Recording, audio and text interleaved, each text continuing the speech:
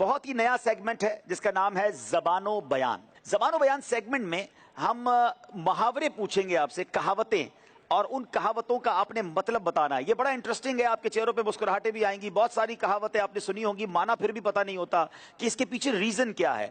Now میں خاک اڑانا, سرگودا والے بتائیں کہ اس کا مطلب کیا ہے؟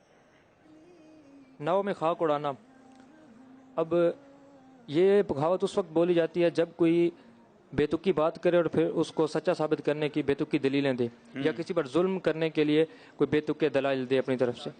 اس کا پس منظر یہ ہے کہ ایک مرتبہ ایک بکری اور ایک شیر ایک کشتی میں دریا پار کر رہے تھے, تو بکری کو دیکھ کر شیر کے منہ میں پانی آ گیا اور وہ سوچنے لگا کہ اس کو کسی طریقے سے کھا لیا جائے.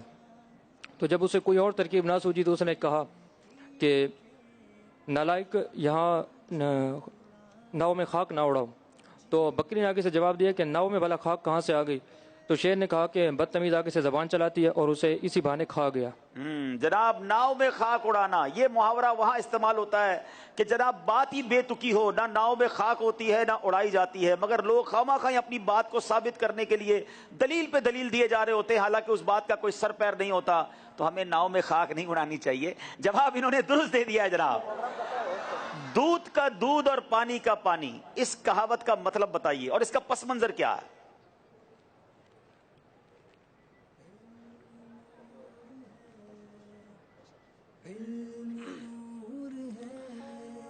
اس کا مطلب ہے کہ جب کوئی ناانصاف کیا جائے یا جھوٹ ظلم کیا جائے, اس کا سامنے آ جائے, سچ کا سچ ہو جائے اور جھوٹ کا جھوٹ سامنے ظاہر ہو جائے.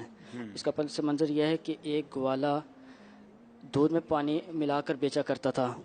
تو جب اس کے پاس کافی پیسے جمع ہو گئے تو اس نے ایک تھیلی میں پیسے جمع کیے اور اپنے گاؤں میں چلنے لگا. راستے میں گرمی بہت تھی, اس کو پسینہ سر سے لے کر پاؤں تک آ رہا تھا. راستے میں ایک ندی تھی, اس نے سوچا یہاں غسل کر لیتے ہیں. اس نے روپیوں کی جو تھیلی تھی وہ ایک درخت کے نیچے رکھی اور خود غسل کرنے ندی میں چلا گیا. تو اس اتفاقاً اس علاقے میں بندر بہت تھے, اور اتفاق سے اس درخت پر بھی ایک بندر تھا. اس نے یہ سارا ماجرا دیکھا اور درخت سے اتر کر وہ روپیوں کی تھیلی جو وہ لے کر درخت پر چڑھا. اور جب اس گوالے نے یہ منظر دیکھا تو باہر نکل کر بندر کو ڈرانے لگا.